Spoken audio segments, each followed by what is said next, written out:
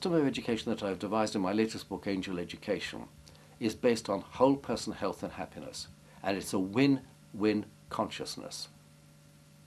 That is, there's no such thing as failure, there's just another learning opportunity.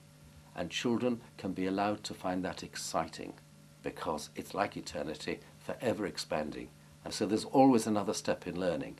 You will never complete it.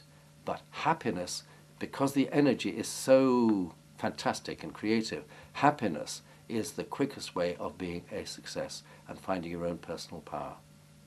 My ideal school probably won't be called a school, it'll be called a learning centre.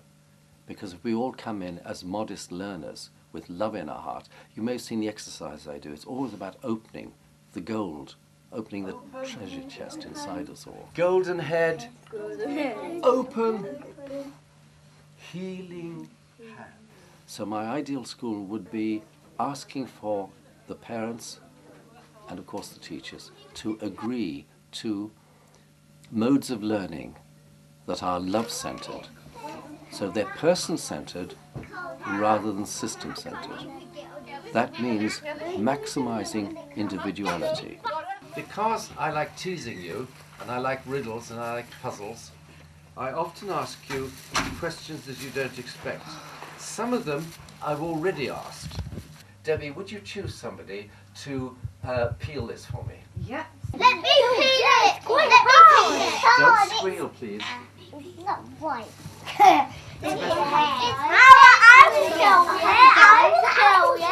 So,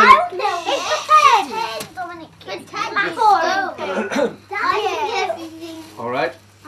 There we are. So now, if this is a pretend, The banana's real. a pretend orange, what's the difference between these two that I'm getting out here? Banana. They're real. The first thing we look at is to see whether the teacher's eyes are bright and sparkly, because it's that. It means energy, it means enthusiasm, it means being optimistic. And children are all of these things. They're energetic, they're optimistic, and always in the moment. To steer them away from the moment, because the world can't bear that, and systems won't tolerate that, that for me is part of the challenge of how to get this complementary system mode of education based on whole person health and happiness in a way that is in harmony with the system they need to go through. But if they've got more self-esteem and more creativity, like, are you bored in school, darlings? Oh, you are. Do you want to take responsibility for it? Oh, you don't. Or might you? And if so, you know, it's your decision. Everything's their decision. Now, how can our blessed teachers become so hypersensitive without feeling they're going to lose their job, like a maths teacher I've just heard in a private school up north, because he didn't know how to discipline the children? For me, that's not the central question, how to discipline them. My central question is, how do you love them? And we can only love within the consciousness of our own love of ourself, our higher self. Not love of the mortgage, not love of the 2 cars, not love of the holidays, but actually loving the individuality of that child.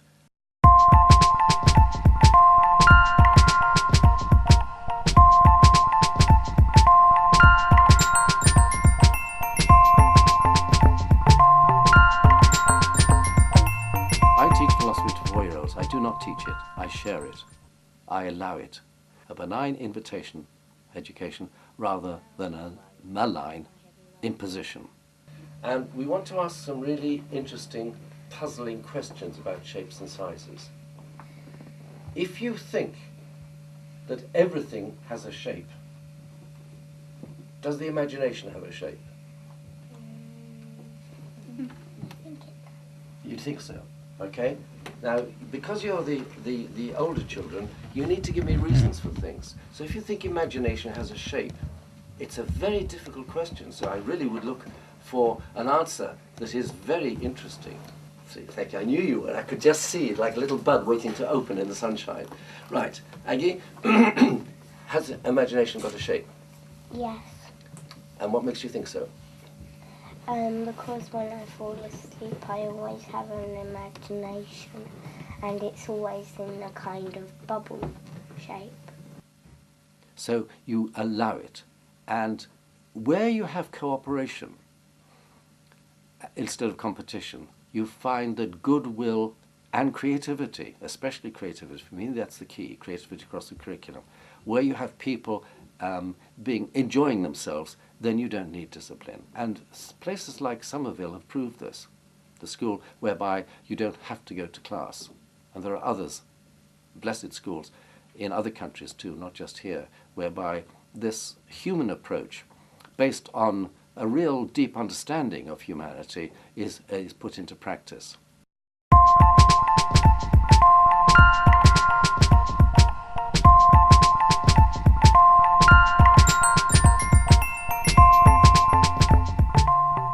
Discipline comes from the word disciple. Education in this country also comes from the Bible, broadly speaking. It started because the workers in the mills and the like and in the mines were thought to be better people if they could read the Bible. So we can't get away from religiosity. I think more and more people are pulling away from religiosity and going to spirituality. No matter how woozy or unfocused it is, there is implicit in more and more people, and especially indigo children, if you've heard of those, they are very, very intuitive. And if you care to look at some of this film, you'll see how already the children are illustrating that. They are working on far more dimensions than just the mental left brain, mechanistic, literal rather than lateral. And if you have a holistic education, both sides of the brain need to be operative, in balance. Again, we hear about a balanced diet.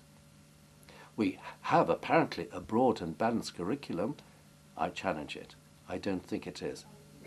The best form of discipline is always self-discipline. Have you noticed that a happy person doesn't need to be chastised? Have you noticed that a healthy person has energies that they're willing to use in a way that is useful to themselves first, without being selfish, ideally? Because unfortunately, imposed discipline nearly always makes people selfish because it's not cooperative, let alone democratic. So I am not comfortable ever, and many of the children aren't these days, although they put up with it, they endure it rather than enjoy it. Imposed discipline is a form of coercion. Coercion, I suggest, is against the divine law, because we have free will. So it will fail. You were teasing each other like with guesswork here. How did you feel when you didn't get it right? Did you not mind? Or did you mind? You didn't mind. Because most people, they wouldn't, some of the children in my class, they would be quite annoyed when they didn't get something right. And you're not one of them? Okay. And does that make you feel okay? Or would you rather be like the other people in your class? It makes me feel okay. Isn't that brilliant?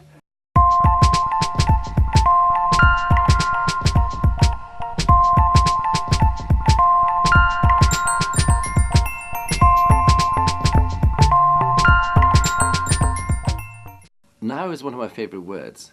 Why? Because most education isn't in the now. It's either fearful about people in the future not passing the relevant exams or what they think relevant, or they're memorying stuff that's in the past. So education, as practiced traditionally, is hardly ever in the moment. Children, they're in the moment. And one of the marvellous things about working with children is to watch how they can sense what they need from moment to moment. And that's why the word boredom comes in so much to traditional education, because they're not allowed to be in the moment. Now that has its own problems, but they're challenges. And if adults who are caring for these children really care for them, they'd find more creative strategies whereby the whole of the teaching regime, and that sounds a horrible word, but anyway, the lessons could be so arranged that the children negotiate with the adults and it's a shared experience. Did I ask her to make this shape? No. Did she choose to make that shape? She did. Is it better that she chose to make her own shape, or was it better that I told her first what to do and then she did it? William? It's better that she chose to make that shape by herself. Okay, and that fits in with what you were telling me earlier about children having more choices to make rather than always being told what's to do and what's to write, and they feel bad if it's so-called wrong. Because you may have noticed in today's classes how excited they were when they were left on their own. And how long could they be left alone? And then some of you may have noticed how indeed they were initiating their own learning. Now, how do we make that accountable? Do we want to make it accountable? That is the challenge. Unfortunately, standards and standardization get confused. So what actually happens is that people feel unless they conform to a standard that is not negotiated but imposed, then these children have failed. Now, Grace, immediately, talking about shapes and sizes, they were like that. And Grace, you show me, or show the class, will you, how you put it down. And that made a what shape? Star. A star shape, yes. If you actually look at these shapes here, who's to say that to put all of them like that is right, and that what Grace did is wrong? You see, the organic approach does need much more time than the traditional one, which is usually steered, dragooned into small time frames where people have to hit deadlines. Hit, what a negative word. Deadlines, not lifelines, deadlines, another negative word. What have we got to do today, sir? If you look at the language in the staff room and in the playground, you'll see most of it is negative. We would like to reverse that. And this mode of education is helping to do that.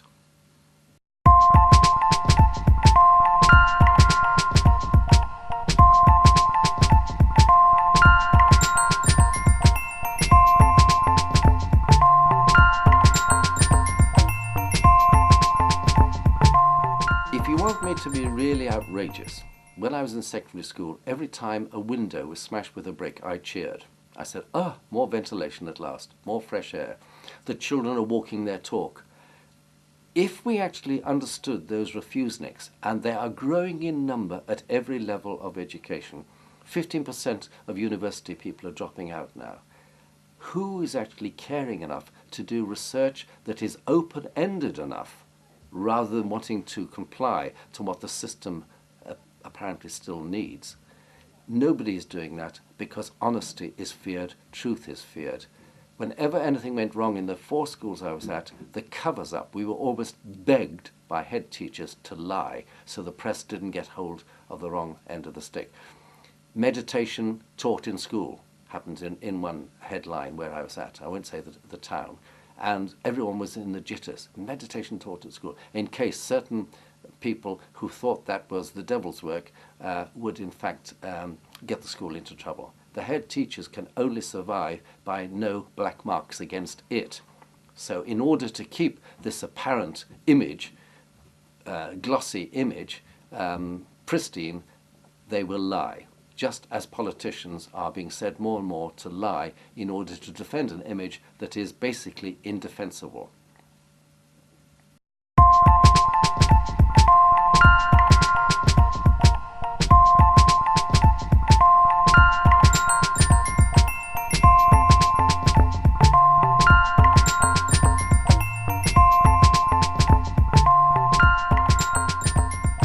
It is a complementary mode of operating. The complementary forms of therapy and medicine are on the increase despite global attempts for the drug companies to, as it were, dumb us all down by not looking at the cause of what's wrong, but blanketing it or masking it. So what's wrong with education is not, in my view, if you agree with me that something's wrong with it, the children often do, then instead of dumbing it down, let's ask, can complementary modes of learning help them in the classroom, the traditional classroom, to pass those exams which everyone seems to think are absolutely necessary for success in life, except the people who are very successful. So, which is the Mr. and which is the Mrs.? Grace? Mr. Mrs. Yes, and do you have a reason for that? Because that one's hard and that one's soft. So hard and sparkly, like a peacock's tail or whatever. And this one's soft, you say. Have you felt it? Because you called it a stone. Is it a soft stone? It's smooth. It's smooth. Okay, so smooth and soft often get confused. Now, could James come out here? So this is a complementary approach and should not therefore threaten. I prefer the word complementary rather than the word alternative for that very reason, because we all need benign bridges between what is, and indeed some of these children, even in this Saturday school, do require, it would seem, a more traditional way of learning. That is, being told what to do, how to do it. To enjoy your own free will is to actually to enjoy your own God-given creative energies. They are plants. Now, if you want to be amazed by, they are, excuse me, they grow in the Arizona desert, and there is where it came off the stem. And if you look at the female as well, you'll also see a flat bit there, so they grow on the stem like this. And creativity is energy. It produces more energy, and it produces more enjoyment, and with more enjoyment and more energy, you get more good health. And I'd ask you people listening to analyze how much ill health there is in education at the moment. The last school I was at, a secondary school, there were 9 teachers off permanently ill every day for almost every month. Something wrong? Illness is telling us there's something really wrong. It's usually stress-based, fear-based, and based on those people who want, I would suggest, control for their own purposes, not actually finding out what the children really need, what their gifts are in life, what their talents are, what their passions are. You can teach anything, as I've proved in secondary school, through their passion. And if their passion is football, that can be an enormous learning mode right across the curriculum. So my plea, even then, was creativity across the curriculum. Unfortunately, most teachers have not enough trust in themselves to be creative. Teaching secondary school, I used to say, I don't mind whether you pass the exams or not. It's not my job to mind. My job is to care about my teaching and to do it as well as I can. Your job, if you so choose, is to pass. And that approach, giving them that latitude of free choice, actually meant that people like me get far better results.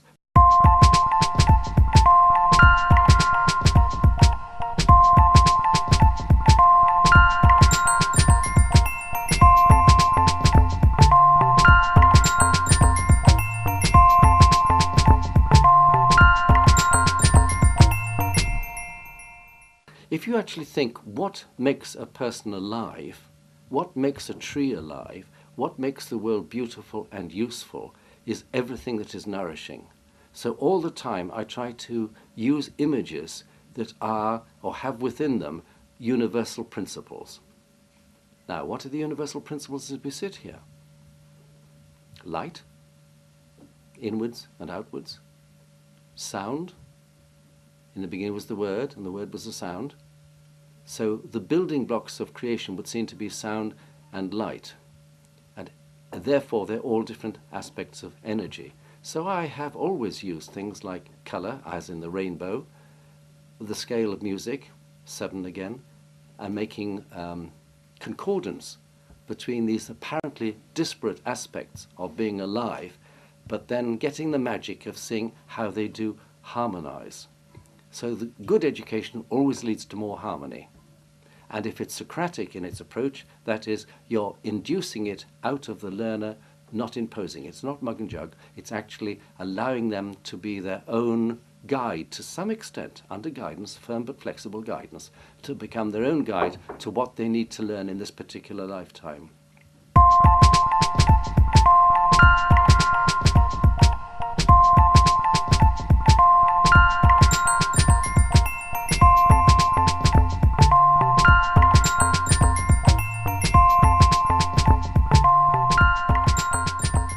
In one of my books, Soul-Centered Education, there are many quotes from children that I've taught here that illustrate their implicit spirituality. By implicit, I mean it's inbuilt. One 7-year-old put his hands on his fist and said, "How do you know you're not the center of the universe?" All spirit is a matter of energy at different levels again. I asked them today, is it possible that you could imagine something that isn't true on one level or another? Now, the fact that they weren't able to give me a sophisticated answer to that, and sometimes they give very surprising answers to this, doesn't greatly bother me. It would bother a traditional educator because they'd think, oh gosh, they haven't learnt anything. In a way, do you think if you stand and reach high as you can possibly can, that that's the highest you can go? Just an answer, yes or no. Grace, you were the first up. Do you think it's possible, if you reach as high as you can go, it's possible to go higher? Yes or no? You can't go higher. Then you've already gone. What do you think, Aggie? Could you or Yes. couldn't you? You think you could. So we've got two different views. Do you have a view, Alice? Yes, you can. You think you can. You can go higher than you think you can go. Oh, you're not sure. Okay, that's brilliant. Not sure is very wise. Maybe you can only work out something whether it's true or not by experiencing it. So if you reach as high as you can, as high as you really can, and then you measure it in the air and don't move afterwards. Right, have you gone as high as you can? Yes, okay, and then you relax that, but you keep that still then, please. Quickly now imagine yourself going 2 or 3 centimetres higher. Just see it in your mind's eye going higher, higher, higher. Up you go with Alice. And most people got higher. Yes, absolutely did.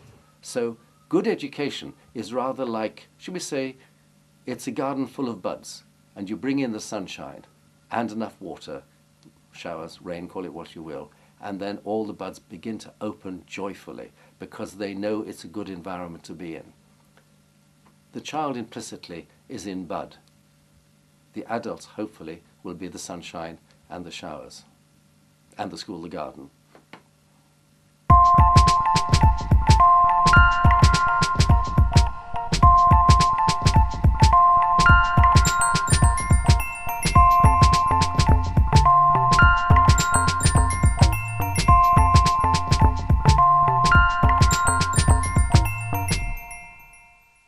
I actually devise ways of being creative across the curriculum. I decide there's not one subject that cannot be taught creatively. Whether or not it passes exams is the moot point. It really is. And I don't resist those people who think that exams is the only record of achievement. However, I do find it sterile. I find it too paper-centered. I find it, as with nurses these days, who are looking at paper all the time and paragraphs and text all the time and not looking at throbbing individual patients. You know, that's the way the world's going at the moment. And it's getting too mechanistic because of it, and you'll get more stress, more fear, and more unhappiness because of it. God help us, unhappiness. So why should all the lovely things in the world, through control of those people who think they know better than us and better than children who are often so wise, as these classes I show illustrate, why should they be the winners? So I was almost physically pained by what was happening to the children in secondary school, and therefore my love, a word that's often not used in the classroom, but my love for truth and children and the child alive in myself, enthusiasm too, got me into modes whereby I just wanted to, for my own survival's sake, to produce ways that were more engaging. You know, so my first book, Dovetails, which was all about integrated teaching. Everything can interlink with everything else because I think universally it does anyway. So there's a universal that can then be made personal. So Dovetails, the first book I wrote was maths. Why? Because I failed maths at school. And then I thought, why should I believe their idea of failure? So how can I help all those folk, so many of them, who find maths and calculations frightening? So the subtitle is More Fun, Less Fear. And this brings us back to the energy of fun, creativity, and more free will. For those people who believe in God, and God is love, and God gave us free will, then why are mankind always taking it away from learners? Don't we learn by making choices best? Don't we learn that there are certain laws within the universe of creation, of cause and effect? And when you're in harmony with the laws of creation, you're in harmony with your own life and your own needs, and you feel nourished and begin to experience many miracles in your own life, like synchronicities, so-called coincidences, etc. And the buzz that children get when they realize there's some part of them that knows what they need to know And it doesn't happen until they have that belief without a dogma, without a constraint, and they suddenly realize, experience is the key. Direct, hands-on experience. Less paper, more people, happy people, working together in ways that nourishes one and all.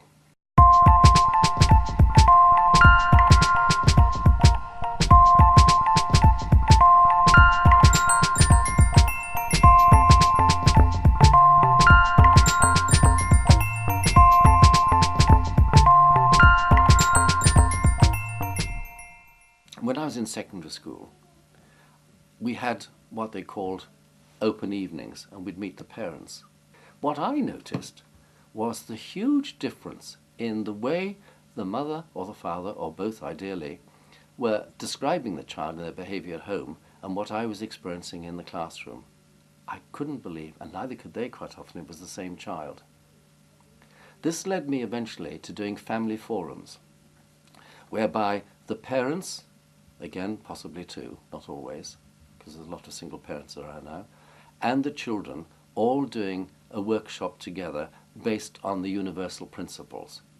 And it was a revelation to these parents how incredibly wise these children can be, but they hide quite often from their parents.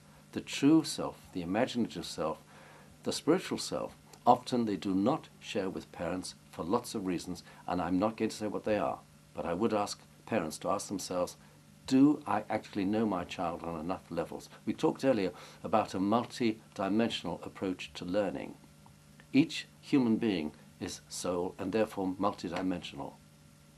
If they don't have a multidimensional approach to learning, then already they're shrinking. And surely the best of education is always expanding through understanding. You asked earlier about discipline. By self-discipline, that is through self-enjoyment, through self-creativity, into self-esteem, and therefore, wow, the world is their oyster.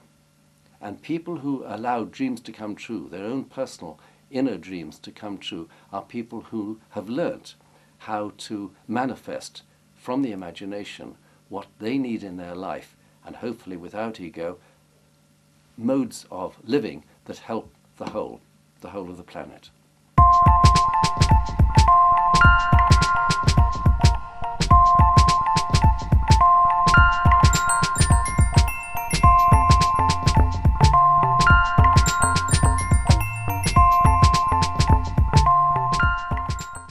There are more and more people these days who are uncomfortable in school, whether or not they're disabled in any sort of way or have learning difficulties. And that might be to do with racist or sexism or whatever, all these different things where people want to be different but daren't be. Until they actually relish being different, they will not express their personal power. If they don't find, express and enjoy their own personal power, then it'll get poisoned. And what will happen then? Then they'll go round them back and they want to have drugs to give them power. Or they want to have sex to give them power, so it's personal. So how do you get personal power into a way that helps the whole? Simply by realizing it is essential for health that people feel powerful and not poisoned by the system. Now, they may allow it. And in philosophy, all the time I say, do you want to take responsibility for your boredom in class or your bad behavior or not? Yeah? And the quicker we can all take responsibility for our own attitudes and our own behavior, then the quicker we get into self-empowerment. Self-empowerment without ego that wants to win all the time. So just to sum up, the system of education that I've devised in my latest book, Angel Education, is based on whole person health and happiness. And it's a win-win consciousness. That is, there's no such thing as failure, there's just another learning opportunity. And children can be allowed to find that exciting because it's like eternity, forever expanding. It's always another step in learning. You will never complete it. But happiness, because the energy is so fantastic and creative, happiness is the quickest way of being a success and finding your own personal power.